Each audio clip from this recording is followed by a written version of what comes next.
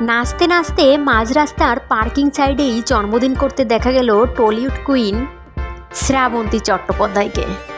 মাঝ রাস্তায় ছোট্ট বাচ্চাদের মতো যেভাবে উড়াধুরা নেচে জন্মদিন সেলিব্রেশন করলো, তাতে কারো মনে হয় না যে সে 37 পেরিয়ে 38-এ পা রেখেছে।